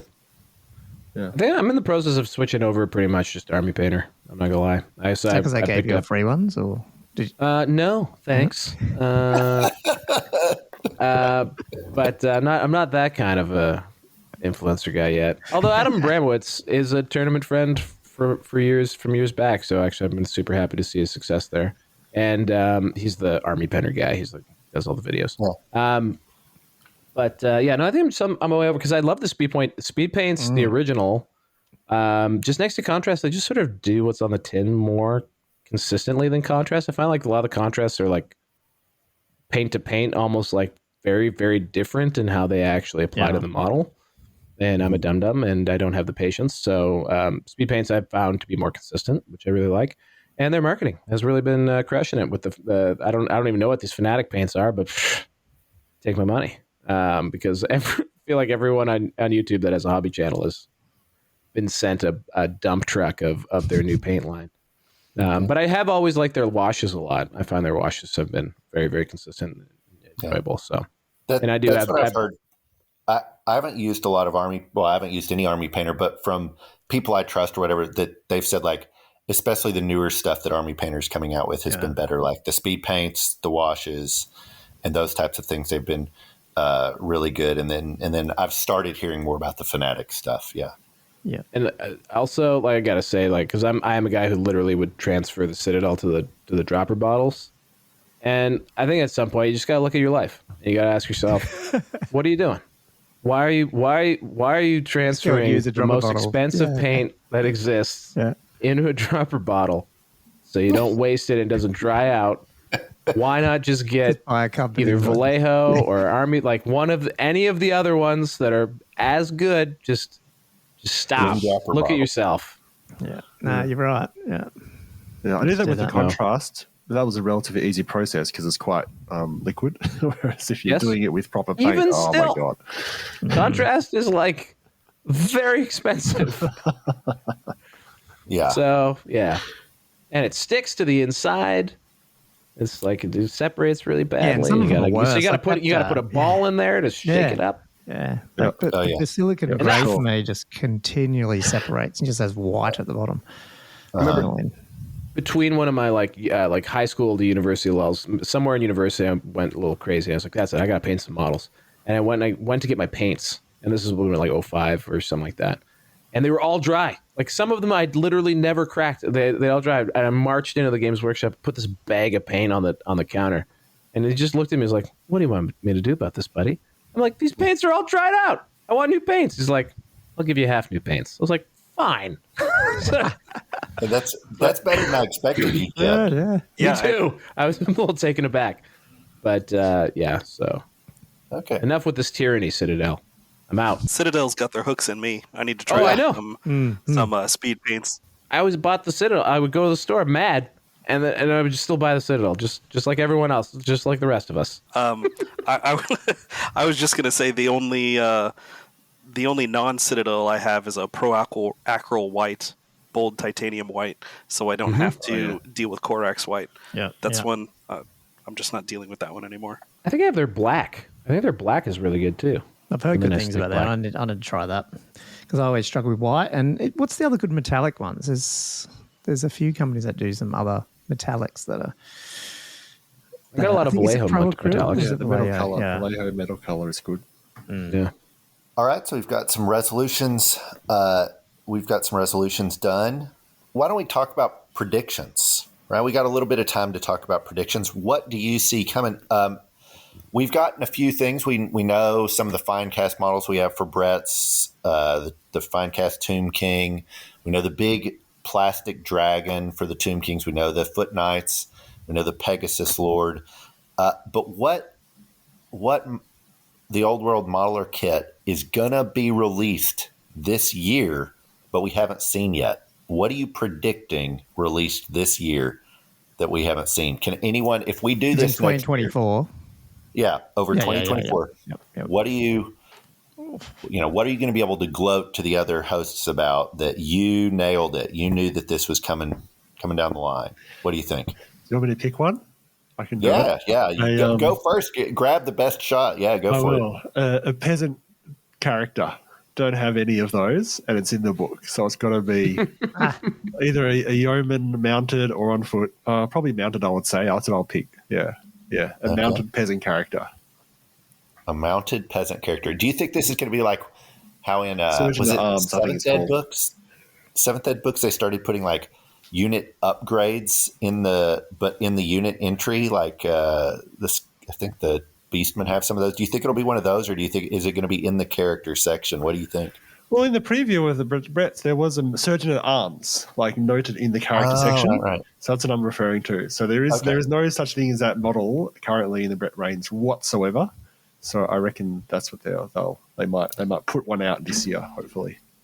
Sneaky and cheating. Okay, good job. All right, who else has a prediction? I'm going to say that they're going to, by the end of 2024, they're going to release Orcs and Goblins versus Empire or Dwarfs. Either works. And they're going to release an updated Orc Shaman on Wyvern model. Because we haven't had that for a long time. And I don't know that they want to reprint that model. So I'm just, instead of cutting it from the book, I'm just hoping they put out a new model for it in the same way that they came out with the new Pegasus. Okay. Did the Bretts ever have a Pegasus for characters? Yeah. Yeah. They had the Marauder, didn't they? Like way back when. But has there ever been a Citadel Pegasus? Oh, like a character? Yeah. 6th edition. Oh, like a dedicated model? No. Yeah. No. I think it's new. Well, they sold, didn't they sell the Bretonnian Pegasus? You could buy it in the unit or you could buy it as an individual model. Isn't that how it worked? Oh, yeah, like actual normal peg riders. Right. Yeah. Yeah. So I think a lot of people just use the individual So one. But yeah, it wasn't a dedicated. Ones. Yeah. Yeah, and like stick a lord on or something. Yeah. My prediction would be for Plastic Kit, Empire War Wagon. That would be amazing. That would be amazing. Because they lost they lost 2 of the Luminarchs probably due to lore reasons. So they don't have as many They've wagons. only showed Altar or Sigma, haven't they, in that shot? Yeah, they're down to the altar. Yeah. So there's no Luminarch of Hish or Hurricanum. or the Hurricanum. So I'm going War Wagon because I don't know why they ever got rid of it. To be frank, Yeah. I think they said that it was replaced by the Steam Tank, of which they made 8. I'm like, guys, come on, that's not enough Steam Tanks. Let's get those numbers up. I'd like to. I mean, I don't think this is going to happen, but like the Hyrule Titan isn't in Tomb Kings. That never got a model. Be cool to see that. But I mean, they've already just added a big dragon, so it makes me less confident that we'd get that. Yeah. So, but I wouldn't mind it at least finishing what books they like. Are those? Do we expect those would be in the rule book? You know, the ones that didn't get models still. Like, what do you think? Man, I don't know. Like thinking back to the way that they talked about it, because they said like all of the old models that you had at end you'll be able to use or whatever. Yeah. So, you know, if it's not a model, then maybe they just like scrap it. Like we're just going to go back to the Bone Giant. Yeah, that's but it. a good new Bone Giant would be good. I'm going to go look up that wording. I was thinking about this. That's a good call, though. That'd be nice if they did that. Dual kit. Christopher, what about you? Ooh. What's This your is a hard one. prediction of a model release or kit? I'm thinking that if they're going to release Empire this year, there's been a bit of a talk, at least we have talked about it a lot, given that they first previewed it as a There of 3 Emperors. So there might be some kind, not necessarily entirely new plastic kit, but maybe some kind of a way of upgrading them so they look like they are from, so the state troops look like they are from different provinces or belong to the 3 different factions, instead of having 3 entirely different kits for those. Okay, upgrade kit. That's a good idea. Honestly, I would have loved if they'd done upgrade kits for like the Tomb King skeletons. Like if they'd just done some more of those heads that are more Egyptian, more Kopeshes, and then like that would have gone a long way for me. Cool. Really good idea. But I don't predict that. I do think what this is more what I'd love to see rather than what I actually think they'll do. I want some big uns. And I think they'll do some big uns. So they'll differentiate between the orcs, and then they'll do some big uns that are more like the size of knobs from 40K. You know, that's a good call. And then I would love. Oh man, I've actually thought about buying knobs to turn into big uns, but that's rather expensive because knobs come in like units of 5, and that's. Wouldn't that just be putting the iron jaws from Age of Sigmar on square bases? No, but the iron jaws have those like that rounded metal plating stuff, and so I'm thinking like less armored, but just bigger than regular orcs. You got those shirtless party orcs though. You could the t-shirt time orcs. You could get those guys. Yeah, the ones that just came out with AOS. Oh yeah, the ones that just have like all that rounded, beaten metal like leg stuff, but they're up the torso is all. They're just ripped. They're just jacked. Jacked green. They only come in boxes of 3, do they? I think those are 5. Oh, 5. Okay. Yeah, but yeah, again, you get that problem of you got 5, and those are like super dynamic and big. I think those are bigger than black orcs and stuff like that. You get that problem. Maybe they won't do big ones because of that, because they'll be bigger than black orcs or whatever. But I'd love to see it. So that's my prediction. Big ones. All right. So this is a lore question. It's kind of, you can choose the old world character that will receive the most lore attention. So who's going to be the big lore character in the old world this upcoming year, 2024? Who are the, any books they come out with, either for Black Library or narrative books for the sets? What's it going to be? Or like, I don't know the no lore. idea. Yeah, I mean, I would expect we're going to see a lot of stuff around those 3, well, at least the different factions, like Christopher was saying. But I just don't think they're going to be characters that we overly know right now. Unless, because when's Magnus? When's the is he alive at this point? Mm-hmm. Yeah. So I would think him at some point, but I just don't know if that's this year. Because I think they'd flesh him out more if it expands to the the actual war against chaos. But yeah, I thought Cetra was going to be one, but I don't know. It feels like he's not focused on the Tomb Kings, at least in this initial release. Gamma, you can't grab both of them. You can't grab all of them, right? True. He's like, you're going to list off like 5 of them, and we're all going to be left with none. I see what you're up to over there. I'll take Magnus. Okay, Magnus. Did they say who the protagonist of Lords of the Lance is going to be? I did, but I can't remember their names. Yeah, it was great granduncle of somebody. Yeah, it was someone who was in Guardians of the Forest. It was like their uncle's brother's former roommate. Oh yeah, that's right. Right. Is that yours, Brian? I thought you'd take a greenskin. Do you know any greenskins alive at this time? I don't. I'm hoping they release a greenskin war boss and give him enough lore to give Lewin Orcslayer reason to have that name and earn that name and come up against just a really cool, awesome war boss. But I don't know anything about the setting. You can choose a made up orc character that will be the antagonist to Orcslayer. Is that who you want to choose? Yeah, unnamed. Yeah, that's who I'll choose because they've got to come up with something good, for Lewin to come up against. So, and now that he's given us a name, who's gonna take Lewin Orcslayer? Someone's like, oh wait, well that sounds great. They are alive. I'll take that one. Yeah. Who's gonna take the easy way out there? Sure, I'll take him. Good call. Good call. Yeah.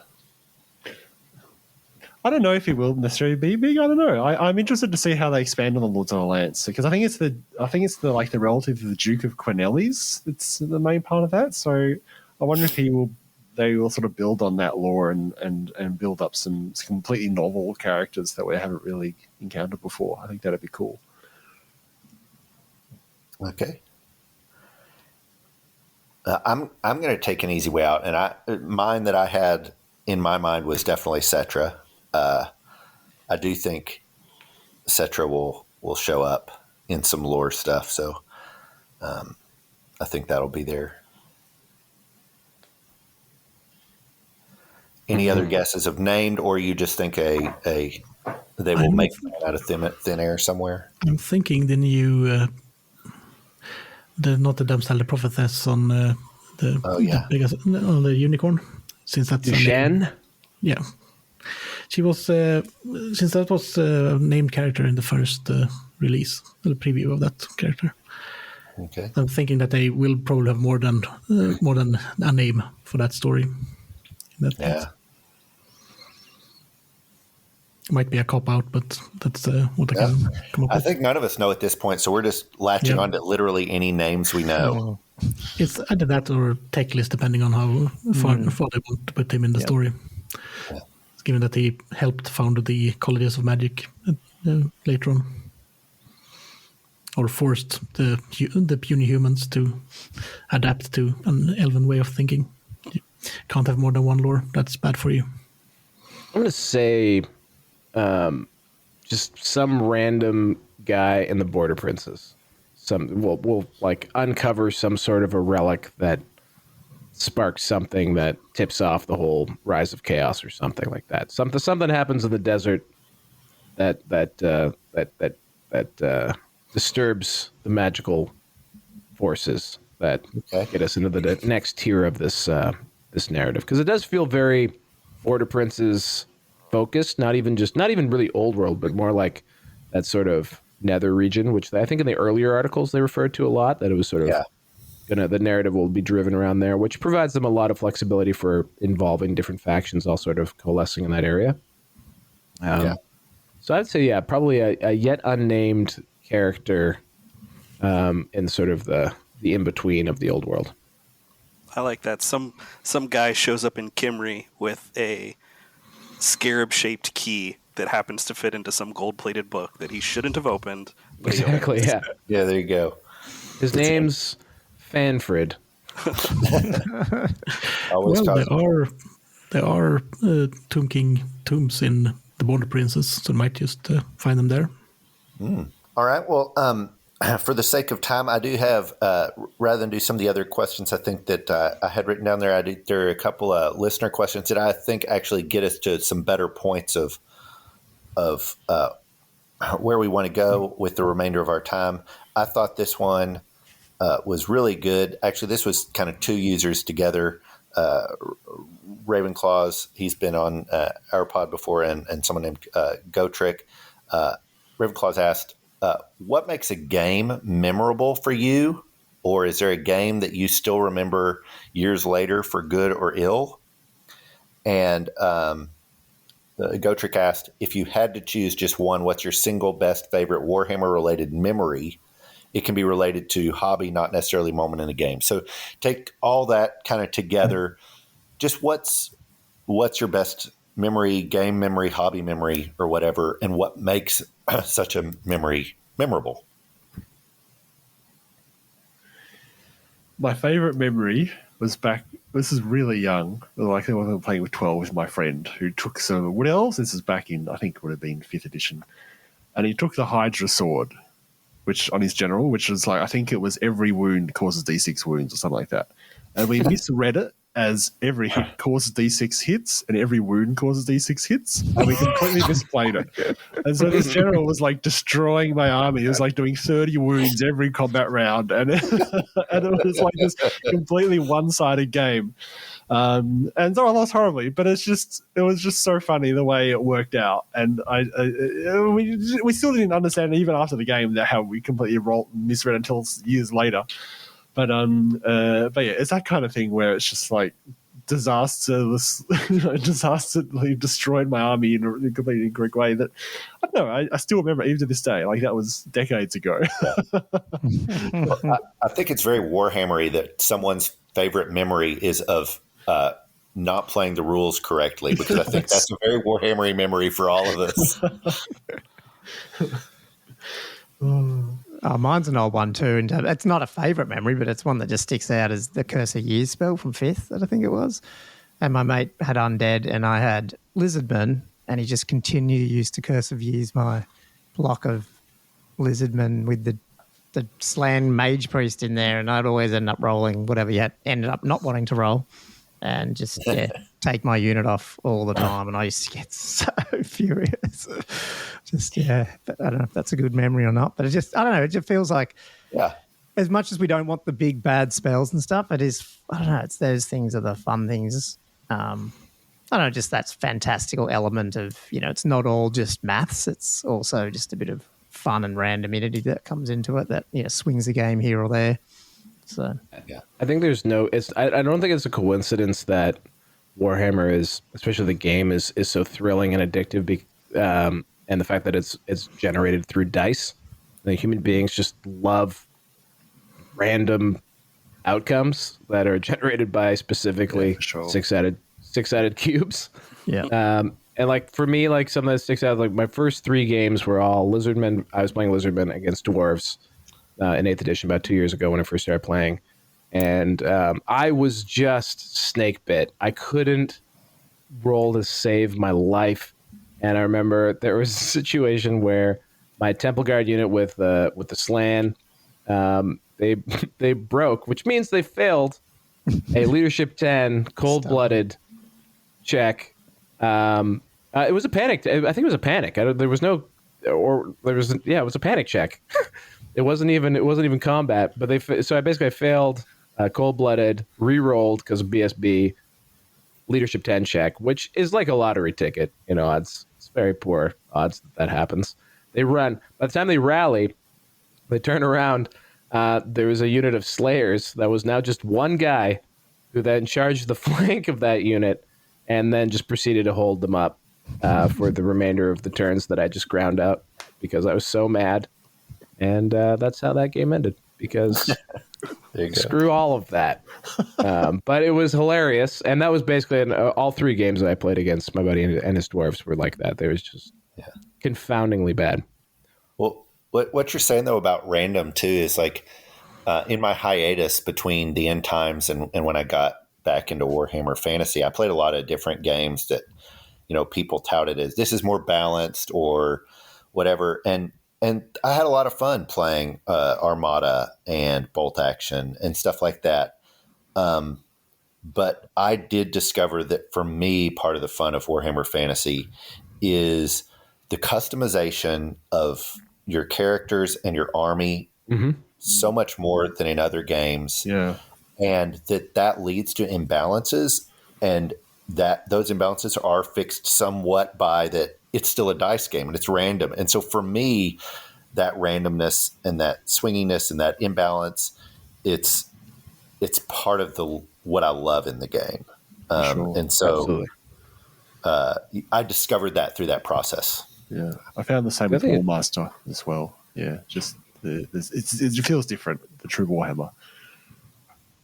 I think watching. So I was very, very involved in higher tiers of competitive 40K, not as a player, but as a streamer and as a kind of almost like a reporter of it. And what I found fascinating about watching like some of the best 40K players is that because 40K has random charges and all sorts of random elements, but what they are good at is mitigating risk. So it's about not taking or very much understanding the risk that you're taking when you do an action or not do an action. And I think like a lot of people are really hung up on this like random charge distances. Well, it's random. Well, yes, but so if that is a factor, and you're not guaranteed a certain range, how do you control for that? How do you set yourself up so that if something were to fail, that you're not hung out to dry? And that is where I think the skill of playing Warhammer, whether it's fantasy or 40K, really comes into play. Mm-hmm. And it can be played on that. It can play at that tier, or it can be played, in the just as I often do, just riding that dragon all the way through. Well, up and down. Not fully aware of any of the consequences. And I can't make decisions in game that I feel like the models themselves wouldn't make. Like, I always love to see in the first round. Love to see an opponent like you in the first round. Yeah. Well, absolutely. Look, I'm never going to win a tournament. Well, I'm going to be very clear about that. Because I'm like, look, if my orcs are not going to move backwards, no orc would move backwards. Why would these or wait for the old world? You're not going to send a little Night Goblin Shaman out as a redirector? No, I will do that because I'm all orcs. That Night Goblin Shaman is going to be tied up. You're going to toss him out there. Yeah, there you go. Eat a mushroom, have some fun. Actually, that is is a plan that I've had, is like a couple of Night Goblin Shaman redirectors as my only goblins in my list, to just shove them out front and use them as like little. But yeah, like if I've got one wound on a dragon lord or whatever, I can't run away. Like it's a dragon. It's a dragon noble. It has to go fight. It's like I cannot do that. So yeah, yes, people do want to play me in tournaments because I will be dumb. I fall into that trap too. I've got a war boss on a wyvern, and he's gonna fight the vampire lord, even though I know he's just gonna get mauled. But it would be unorky for him to not charge that vampire lord. But look at that Praetorian, look at that Duke on that hippogriff, man. Maybe an orc lord on a orc war boss on a wyvern's gonna be some badass stuff this time. Let's do it. I'm concerned about what the vampire lord's going to look like. Vampire lord on a zombie dragon. You think? Oh man! Hopefully they did something about cannons, please. Just let the big guys live. Yeah. Brian or Christopher, what's your favorite memory? Oh, my favorite memory is probably trying to shoehorn a magical ranged weapon into every mage I ever owned. Since they usually I love mages. I love the magic phase in 6th edition. I usually manage to roll that they lose all of their magical abilities on turn 1 or 2. So having a magical ranged weapon or some kind of way of dealing damage after that is usually the way to go for me. And it just it's been so since like that for about how long has it been? Oh, it's been over 20 years now, off and on. So yeah. Your luck will change. Yeah, you just need a couple more dice rolls, and it'll even out. Yeah. Well, at least it might change in the old world, given that the magic the phase has changed entirely in that case. My fondest memory, it's kind of a collection of memories. I run a set of Night Goblin Shoutouts, and they've never actually killed anything with their bows, but Unsurprisingly, they've killed Ryan's. I think it was a Scarvet on Cold One. They killed him. They killed that in melee combat. Combat, yep. They killed a Paladin on a Pegasus in combat, and they killed what's the Dark Elf Lord? The Dreadlord. They killed a Dreadlord on a Dark Pegasus in combat. I don't know why. Apparently, my Night Goblins have heroic killing blow or something like that. But oh man, I couldn't believe it when they killed that Scarvet. I was like, he's like one up. What did he 1-up rerollable, or he was either 1-up or 1-up 4-up ward. It was crazy, and they just took care of him. Oh, yeah. Actually killed him. Not just like beat him in combat and ran him down. Like no, killed him. Straight murder. Outright. How is that possible? They dined on Scarvet that night. Yeah, they can't shoot anything. They've never They haven't even killed trash with their bows. But if they come up against a character, I'm betting on them. Sending them in. My favorite definitely has to do with Foot of Gork, and it was a big 6-person game, and I was the orcs, and one of the other someone was an evil person because they took Demons of Chaos, and this was a 7th ed game, so they were a horrible person. But they had Kairos Fateweaver, and one of our opponents had Teclis, so they were also a horrible person.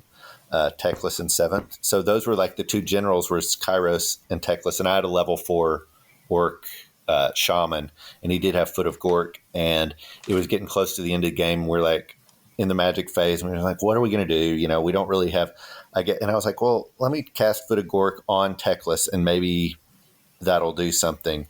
So Gork stomped out Teclis and his unit, killed him flat, and then rolled a 1. And our opponents decided to stomp on Kairos Fateweaver, and he killed Kairos Fateweaver. So in a single turn, Gork had a whole blast stomping on 2 of the most powerful magic users in the game, and that level 4 shaman was just having a grand old green time. So but again, that's those swingy moments, those crazy moments where it's just, this should never happen. How did this happen? Are the best. It's the same when Brian's shaman stomped on my black orcs so many times, and then rolled a 1, and I chose to stomp on. It was on the on who did I stomp on? Was it you had a wyvern rider, right, Brian? Yeah. I stomped and I killed your lizardman general, and then you stomped and killed my war boss. And so on turn 1, we were both left without our most expensive lords. The good Gork giveth, and the good Gork taketh away. Right. So eye for an eye, tooth for a tooth. Yeah, that's right. That's right. So as we're finishing up, one last question regarding the old world. You can do one of these two. Where are we going to be on December 31st, 2024? Where is the old world going to be? What do you think? Your prediction there? Or you could answer this from Warboss Grimdaka, who asked, how would you define success for the old world as a game system? What would it have to do in terms of releases, rules, or long-term support? So either one of those. Where will we be in 1 year, or what does success for the old world look like? Ooh. I would be hopeful we've had at least one more sort of campaign book released during the year to help maintain the momentum after the initial launch, maybe halfway through the year or something like that. I feel like that would be a pretty good year if we'd had 2 major releases. I agree with that. So that would be 4 factions out, basically. Is that what you mean as well? Yeah, hopefully. Yep. Yep.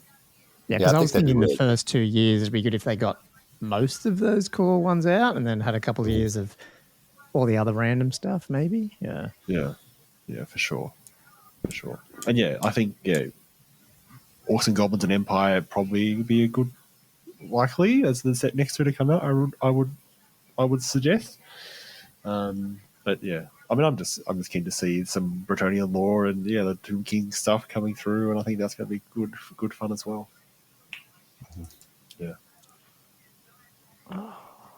I'll be a bit controversial, but I think at the end of next year, and I'm not suggesting that AOS is going to suffer, but I think there'll be conversations about how big this game will be versus what. I don't know. Like, I think there's going to be, in terms of supplant AOS. Well, no, I don't think it will, but I think in terms of tournament numbers and stuff, because I don't know, like at the big tournaments right now, pull I don't know, 200 players, do they? Like in the US for AOS? No idea. I don't know. I think it was cracking 200 for some of them. I don't know. I reckon at least in the first year, I'm not saying long term, but I reckon in the first year, because of the newness and all that stuff, I wouldn't be surprised if some of these tournaments might get to that level.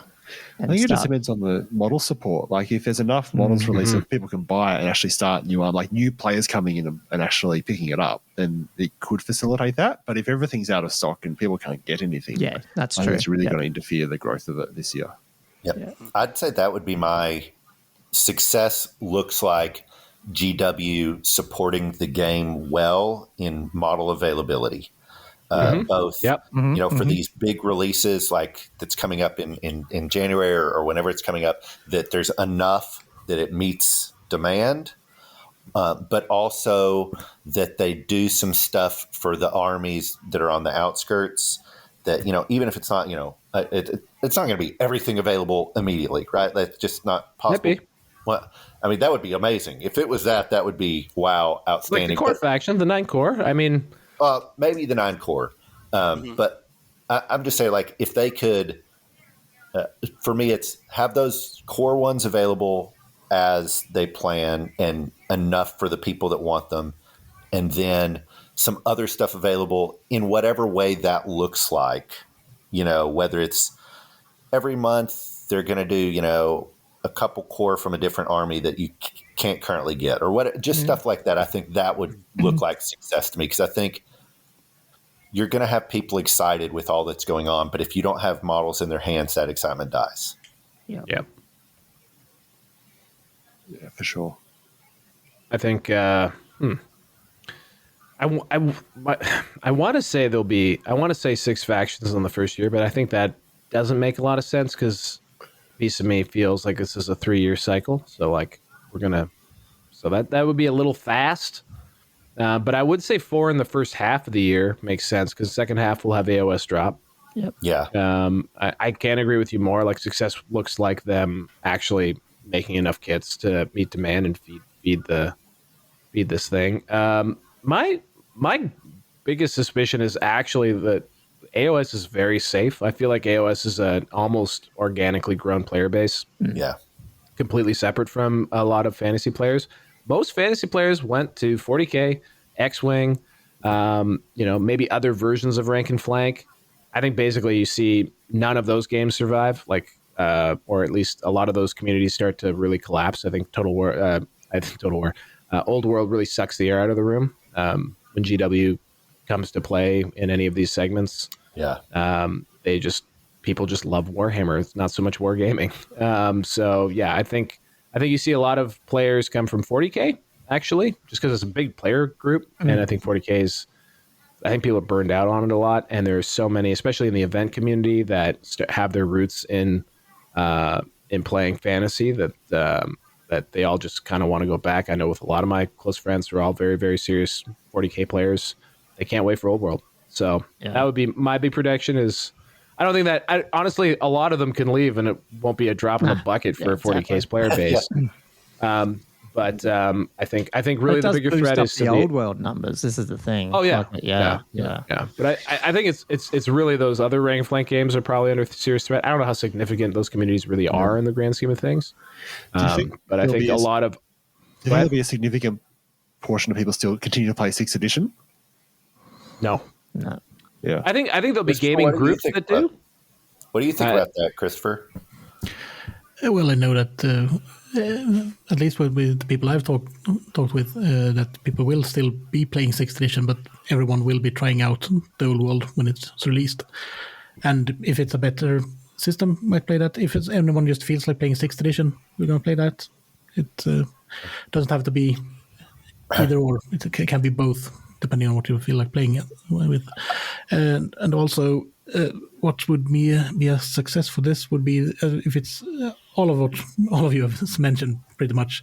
We're going to build a bit on that, but it'll also be if we can get new players that haven't been connected to Warhammer before, or the Old World setting before, to actually get into the game and get hooked and continue playing to actually grow the community in going forward. That's true. Yeah. If we can, I mean, I don't think it's totally the focus, but if we can grab that younger, the people who, no, I shouldn't say younger, but the people who were playing Total War at some point also. Because when we played, me and Andrew, our other host, we're always playing, and my daughter's friends come over, and like the guys, they all play Total War, so they're a bunch of 18-year-olds, 17-year-olds, and they can walk in and they go, oh, that's Tomb Kings, that's High Elves. They know everything, but they don't know the game at all. It's so funny. It's like, Oh, wow. So, And with what Val was saying about 40K, I also think, like, I'm on a couple AOS channels. I don't play, but I'm interested sometimes in like the lore and stuff. So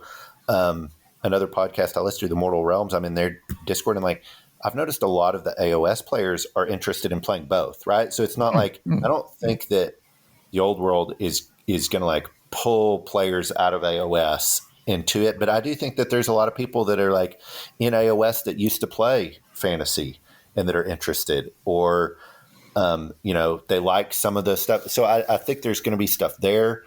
On Total War Warhammer, I mean, we have on the Discord a ton of the new people who've been coming in recently. I think, Brian, you've probably seen this too, that a lot of them have played Total War, and we are getting a younger group in the Discord at least sometimes. And I think that's encouraging to see that. And it does make me sad when sometimes older grognards act like, gatekeepers and do that. And I don't think anyone here is interested in that at all. I think all of us are really interested in growing the game. But I love seeing the new players join. And I've been and also really encouraged with like 6th Ed. I know that 6th Ed players, love their game. And that's one of the awesome things about 6th Ed players is they were like, no, this is a game I like. And so that's what I'm going to stick with when when 7th Ed or 8th Ed came around, especially. And so I think they're actually one of the tougher sells for the old world because they y'all know what you like, right? And that's a good thing too. But I've been encouraged seeing some of them, as Christopher said, y'all talking about, hey, we're going to try this out and give it a go, and it's it'll be fun. And I think GW's done some good stuff, so I'm hopeful. I really am. I think this can be really exciting and fun. I'm super confident that I think this is definitely the game that everyone was kind of assuming 10th edition. Sorry, not 10th edition. Would have been 9th edition was going to be. So it's hard. One of the most heartbreaking things is to go back and listen to old podcasts in late era 8th Ed and hear people pining about 9th edition. Like, oh man, I can't wait for 9th. They could come back and fix some of this. Don't do it yourself. It's brutal. And it's like, guys, the campaign's called the End Times, guys. Guys, it's called the End Times. Look, just think about it for a second. And then just the sadness when it does happen is real. And so like I can see too, like there's a long period of like compounding bitterness, both in how they managed the games when they existed, that alienated a big chunk of the player base, and they continue to play games that they enjoyed, whether that was 6th or other things. I just think that like this game is so clearly nostalgia bait and has been targeted, I think, right at players that. Like winning back players in a way that 8th edition 40K did, or 40K. 40K was dead. Like it was like Games Workshop was on the ropes when 8th Ed came out.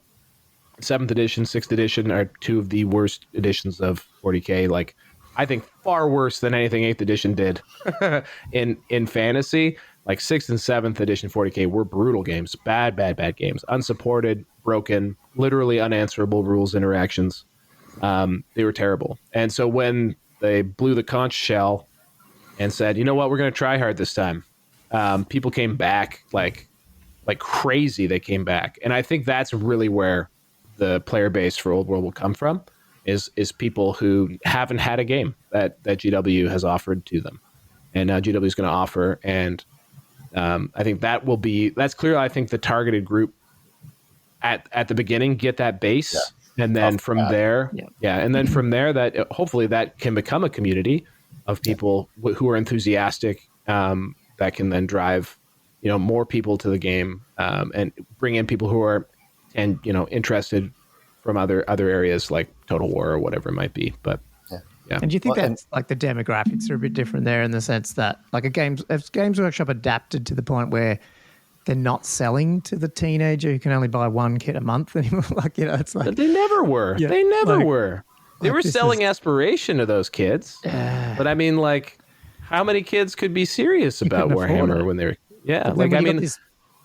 You got this age demographic coming back in that is probably, in their 40s. Or late 30s or 40s. Is that a factor? Is that what's going to suck all the models? Like this is going back to your point. That are they going to be able to have enough things, stock on the shelves? I don't know.